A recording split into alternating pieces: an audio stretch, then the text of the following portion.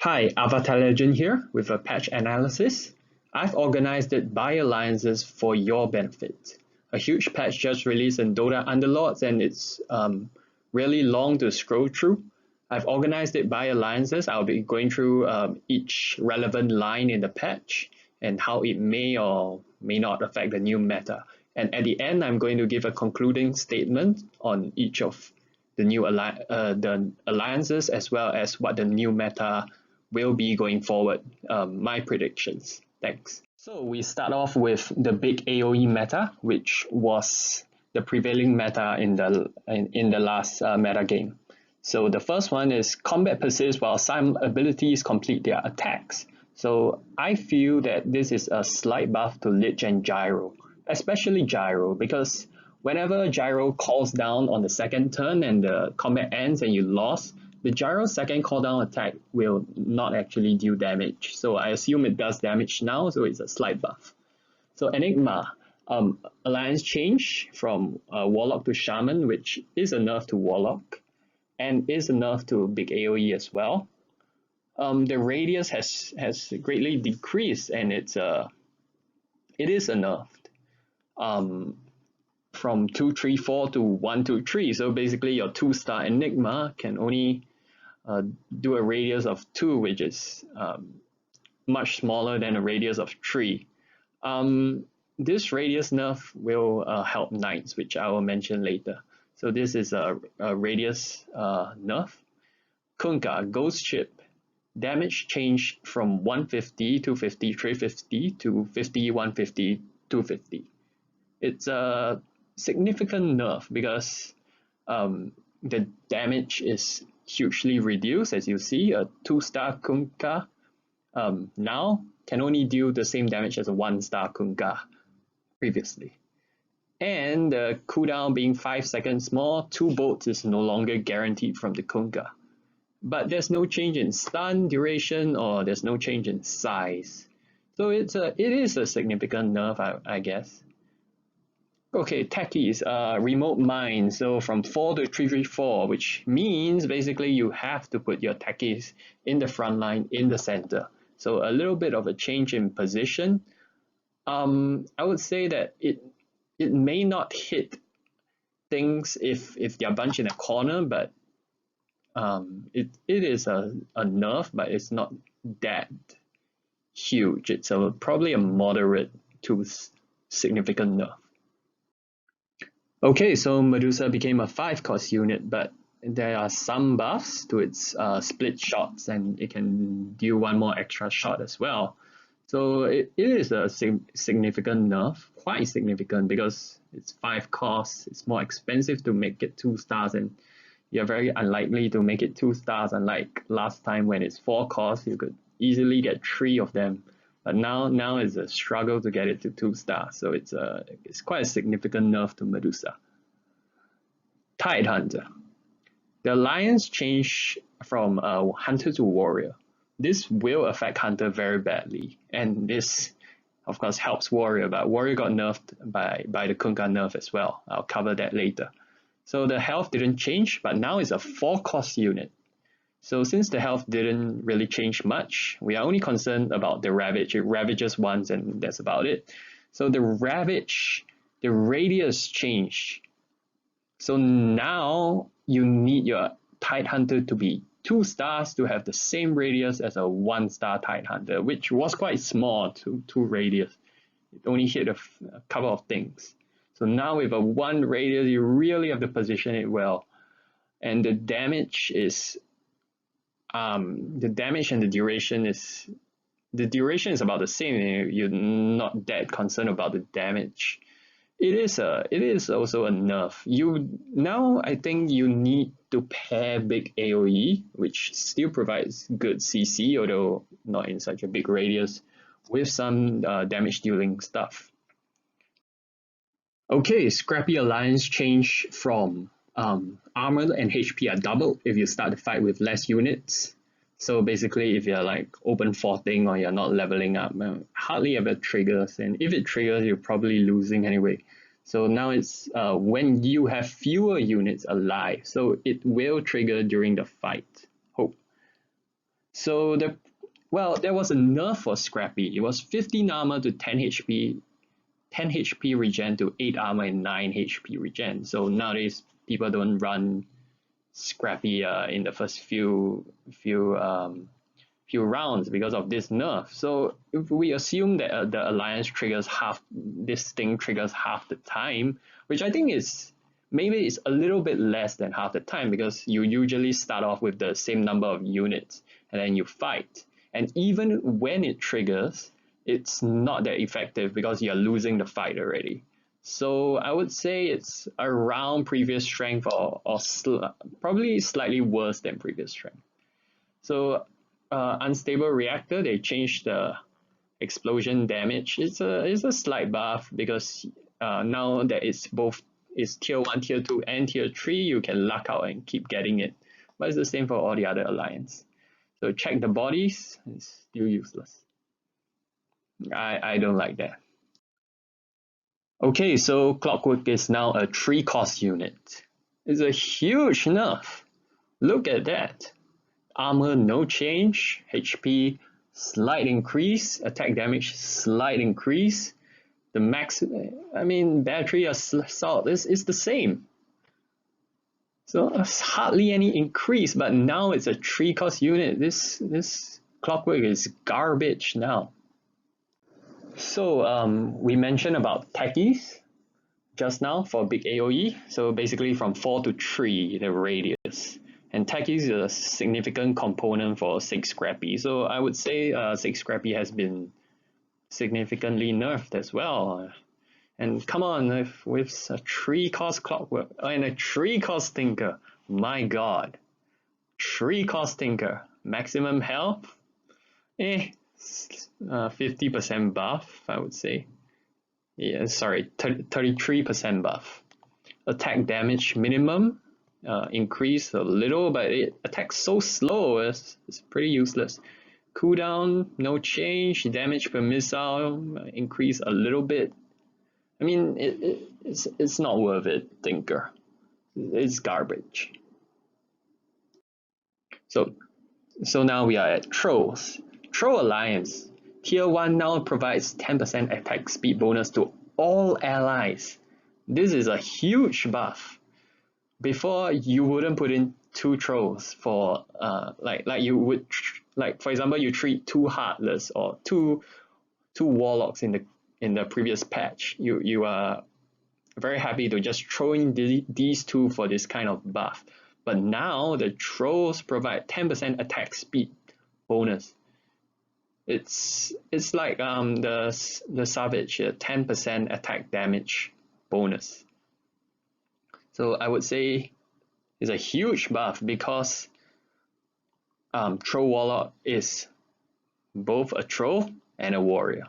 So you can run in warriors. And knights have Bat Rider. So you can run Troll Warlock with Bat Rider. So of course the difficulty now would be to get Troll Warlock because the gold cost changed from 4 to 5. So now it's 5 gold.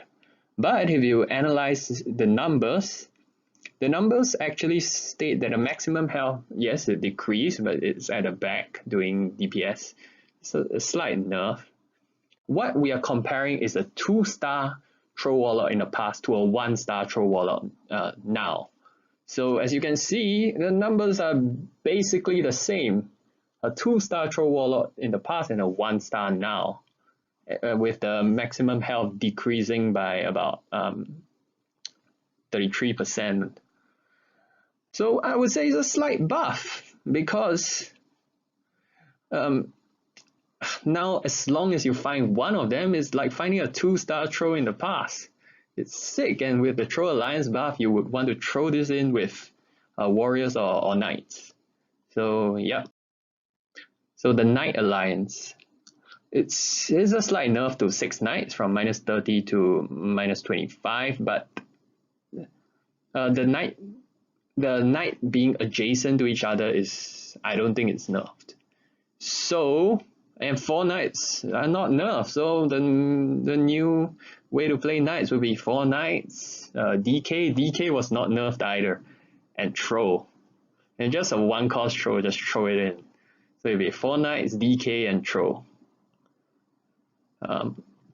Yeah, so an Enigma, which was the counter to Knight Shield, AoE radius has significantly decreased, so it's a buff. Abaddon 3 star has been buffed, so basically no change. There's a lot of 3 stars that have been buffed, but 3 stars are unreliable, especially for a 3 cost or more unit. Omni Knight, same 3 costs. Only the 3 star have been buffed, so no change. Age of Chivalry, I'm not really sure how to access that. It seems about the same as well as the other alliance item changes.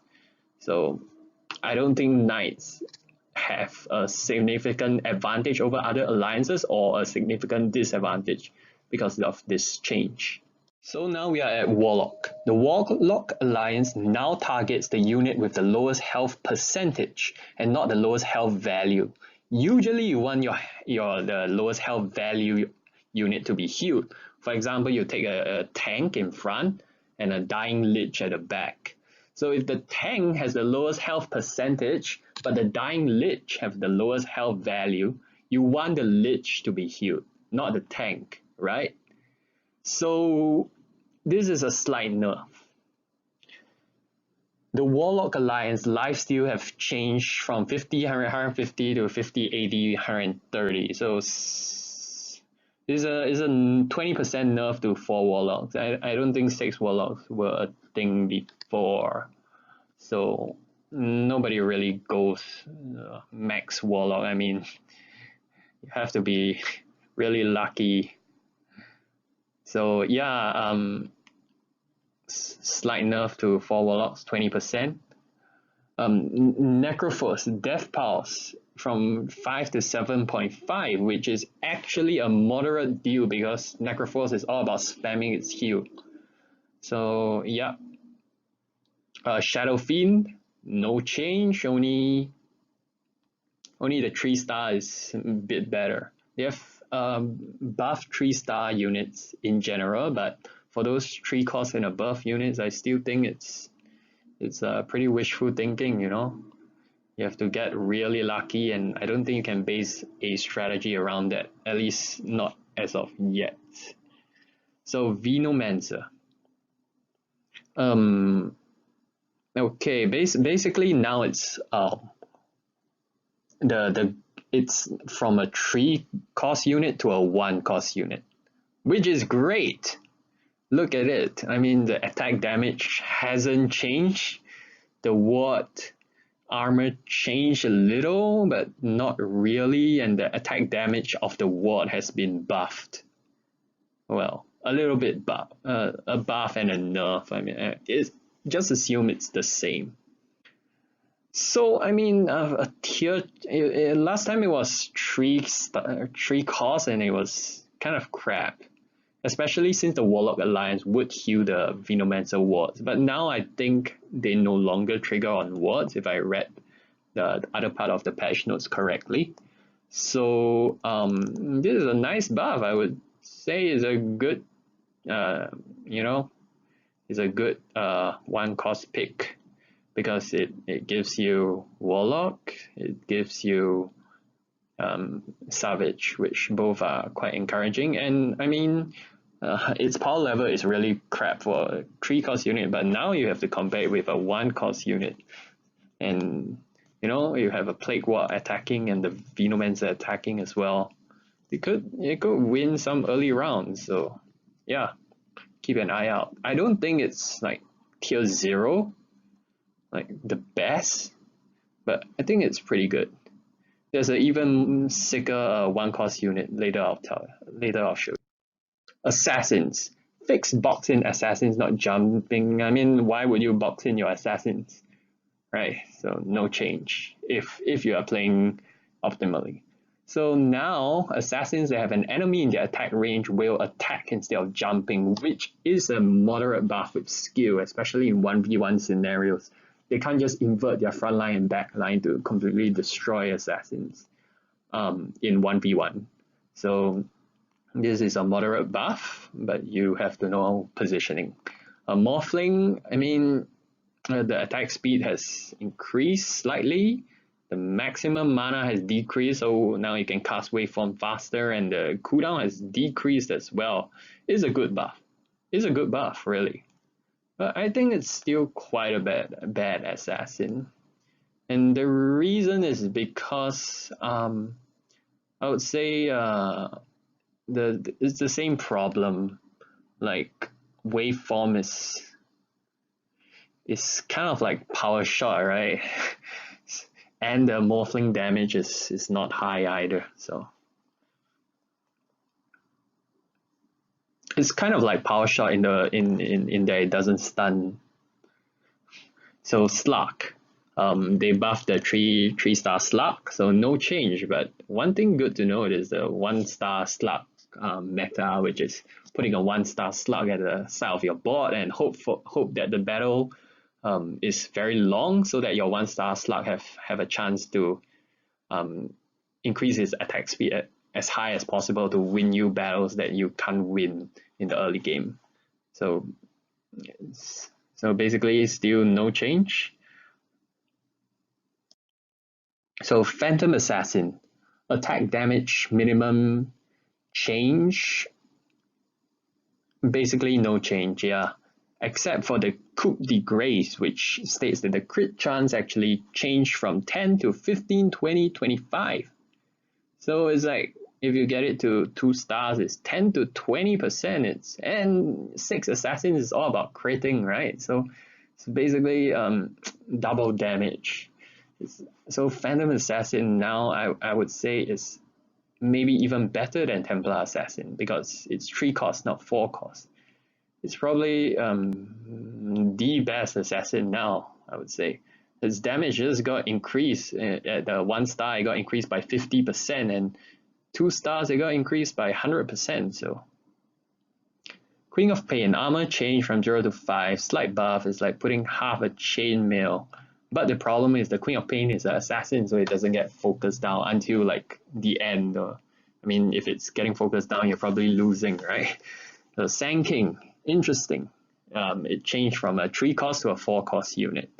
However, some of the buffs buff its maximum health, buff its attack damage by a little bit, but it still attacks really slow. Attack damage maximum change, caustic finale, attack slow change a little bit more. The duration a little bit more, and the damage a little bit more. But what you want from your Sand King is, but the problem is Sand King right clicks very slowly, right? And you know,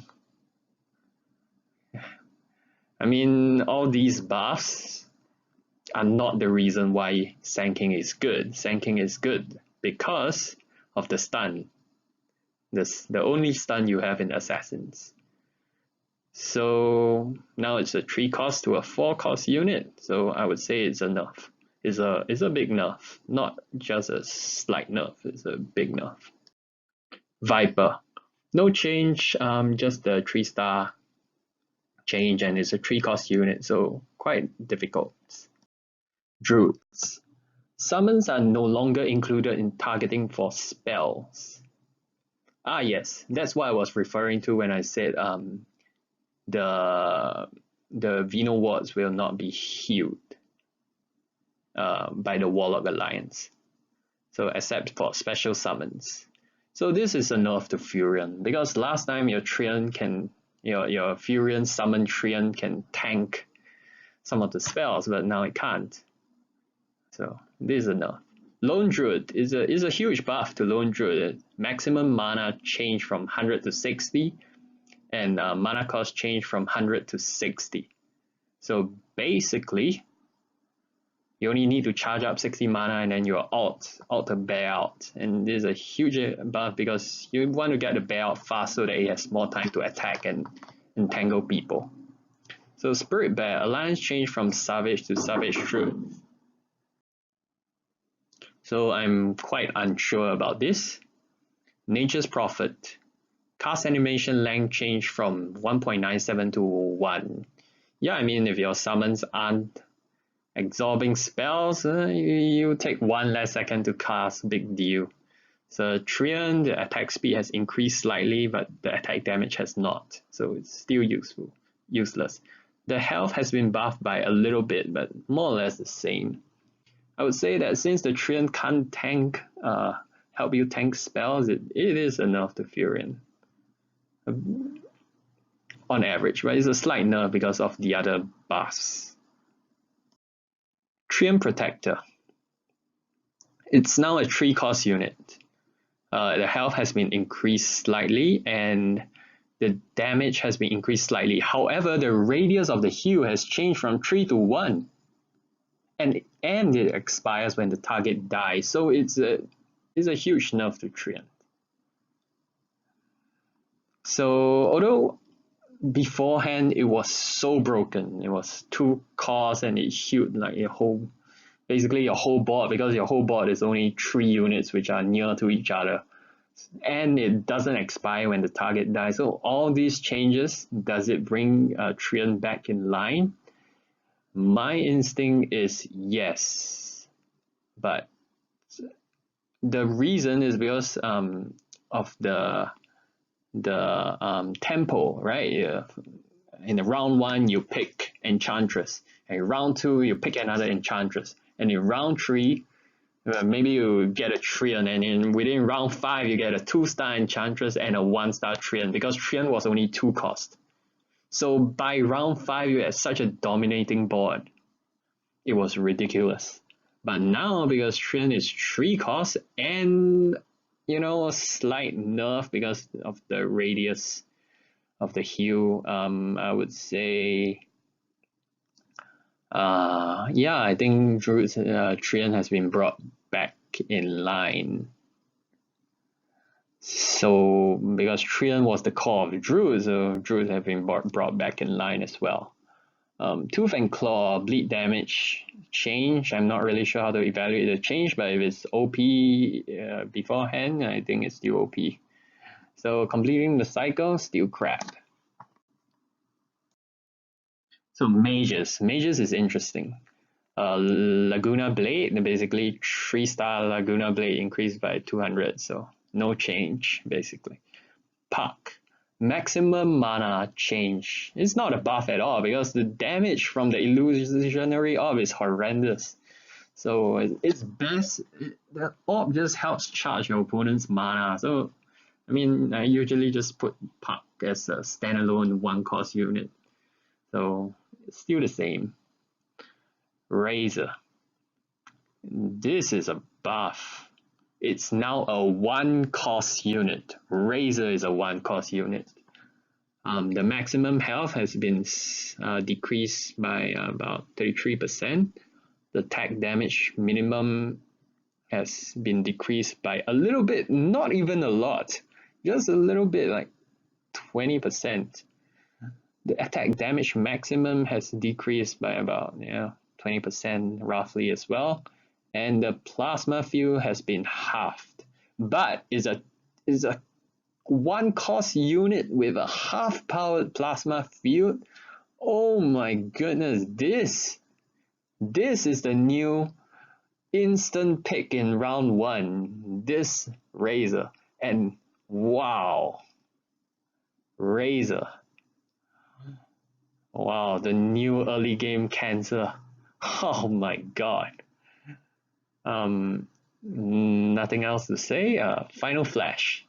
Alright, remaining health percentage triggers change from 30 to 10, 20, 30. So I think it's enough. How will you get your ult off with only 10% HP? Right? Like you had 30% HP and then you cast a refresher effect and get your ult off while still taking damage.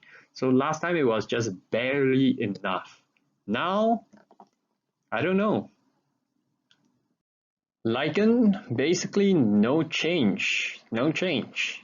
Summon Wolf now have phase movement. I mean, it's been running pretty quickly before. It's basically no change. Kunkka. Ghost, we have discussed this. So a nerf to Kunkka is a nerf to Warriors. Tusk. Maximum health slight, very slight increase. So no change. Tide Hunter.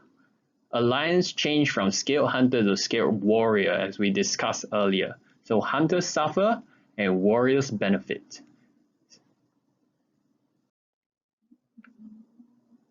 Hunters. Now, well, Medusa has been 5 costs. So, because Tide Hunter has been taken out of Hunters and Medusa is now 5 costs and Mirana is still 4 costs, I don't see how you're going to complete 6 Hunters in time. And there is no buff to 6 Hunter effect. So, I mean, I would pick Medusa. I wouldn't care about Hunter synergy at all. 3 Hunter synergy is not that good. And 6 Hunter synergy looks nigh impossible. So Mirana. Maximum mana change from 100 to 70. So basically you can fire its arrow faster, attack damage, slight buff. I don't want this thing to cast its arrow. It casts its arrow and it waits for its arrow to travel across the board, and you may leap an arrow and travel across the board. It just wastes so much time while it's not dealing DPS. I don't even think this is a buff. It might be a nerf. I don't want it casting arrow. And Mirana is really trash. They should have made it like a 2 cost or something like that. All right, next. Wind Ranger. So now it's a 2 cost unit instead of a 3 cost unit. Maximum health, no change. Attack damage, slight nerf. Power shot, it's basically halved. I mean, the 2-star power shot is like 33% nerf. So I mean, now it's a 2 cost unit, so it'll be easier to complete. I think 3 hunters is still okay because the 3 hunters that you need are all 2-star and below, so it might become a good early game alliance. Wind Ranger, BEM, as well as Drow. So now it's easy to get 3 hunters. So Hunter Focus, damage bonus per hunter attacking the target change from 10 to 5, 7, 10. Do you just hate hunters? What are you doing? What? I mean, wow. This garbage. Wow, why are you nerfing this? Yeah, anyway, 6 hunters are not viable. Sniper, no change. Basically, it's just boost its 3-star by a little bit. Demon Hunters, Terrorblade. No change except for 3-star, bigger upside. But if you have a 3-star Terrorblade, you know, probably winning. If you don't have a 3-star Terrorblade, you're probably losing. So nothing has changed. Strange Bedfellows, they increase the bonus damage.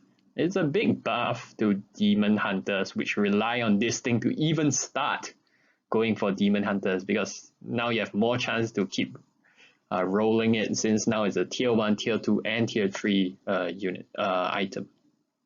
But Demon Hunters, never in the meta. This is the part you're all waiting for, right? So, conclusion. Big AoE, significant nerfs mostly to the range of AoE as well as the damage of AoE. Is that enough? I don't know. If people spread out enough, it might be enough, because AoE, now I would think that AoE would supplement damage, because AoE itself does not provide enough damage nowadays. However, if you notice, Disruptor was not touched, Lich was not touched. So I would talk about mages later. I would expect Big AoE to still be one of the top because it kind of counter mages. Yeah, and mages is clumped in a corner, so the range of AoE doesn't matter that much.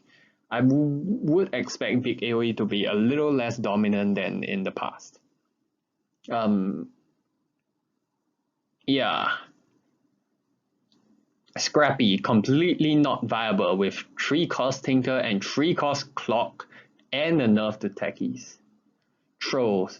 Two trolls got buffed to give 10% attack speed to everything.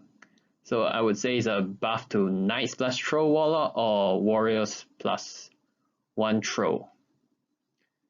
Knights.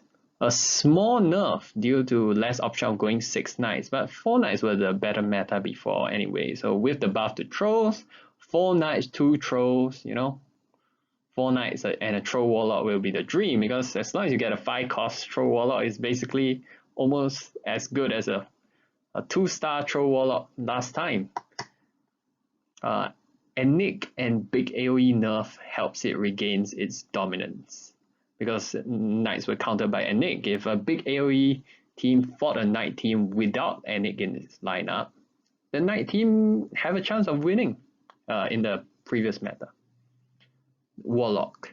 If Vino wards don't get healed, since Vino is 1 cost, 2 Warlocks will be called, because it's so easy to get 2 Warlocks.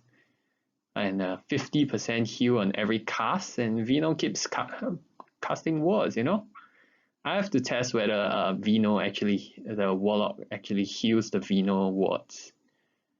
Slight nerf to 4 Warlocks and Enigma. I would think that instead of people running 4 Warlocks, people would run 2 Warlocks. And probably replace the Vino with something else in the later stage. So I think that Warlock will become like something like Heartless, like you run 2 of it.